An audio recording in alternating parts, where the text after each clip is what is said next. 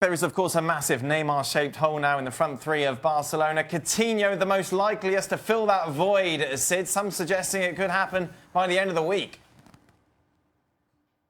This is what Barcelona think, it's what Barcelona hope, but all the way through this, there has always been that big question mark, which is, and it's one that is so often overlooked in Spain. I know we've talked about this before, but it's worth reiterating this point. So often in Spain, it didn't happen with Neymar because it was a buyout clause, but there's this idea that it's done because the player and the buying club are agreed that Coutinho wants to go, Barcelona want to sign him, and they've got a basis of an agreement between the player and the club. Yeah, but you've also got the selling club, and in this case, you've got Jurgen Klopp sticking very, very firm. You've got Jurgen Klopp saying, I'm not going to sell. Now, of course, people say that because it's the best way for the price to go up. Of course, eventually people have a breaking point.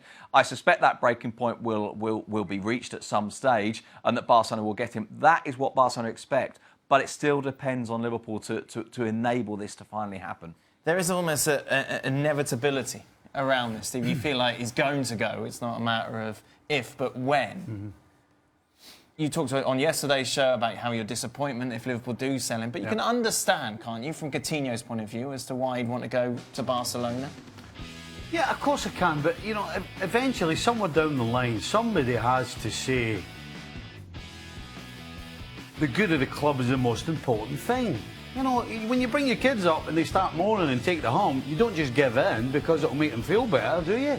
You don't. And if Liverpool, for me, this is going to be a defining time, particularly for the Fenway Group and their ownership.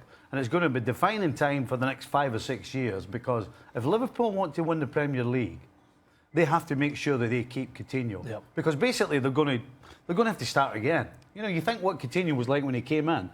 If he goes, they're going to have to buy somebody who's going to be in that position. So it's going to be another 3 or 4 years before we even get a chance. But listen, we just got in the Champions League, and now we're going to throw all the best players away. This isn't a Liverpool issue, though, solely, surely. It's very difficult for any club, whatever be their position, when Barcelona or Real Madrid come knocking at the door, to keep hold of their star property.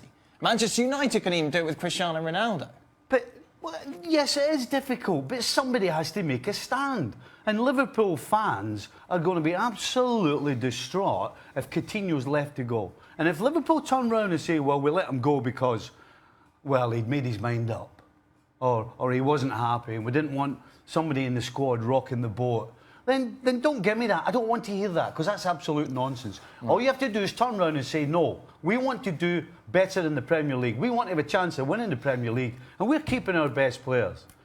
That's what I want to hear. And if you turn around and you sell them, here you go. Get the white flags out here. Somebody turn the lights out. Because it'll be another 25 years before we win the Premier League if they start getting rid of all the best players. Could wipe the tears away as well with those. Wow. Sid, say that Liverpool do stick to their guns. We've heard so many different names linked to Barcelona: Dybala, Griezmann, Dele Alli as well. Is there a plan B, or is there a plan A which includes Coutinho and another? Well, that's the key point, Dan. Bear in mind that Coutinho is not the response to the departure of Neymar. Coutinho is a player that they wanted anyway, because they were looking for that player to play in more or less the Andres Iniesta role. They see Coutinho almost as a 2-in-1 that could play to the left side of a middle three, or on the left side of a front three. I'm not 100% sure he's either of those players exactly, that he quite fills in either of those roles.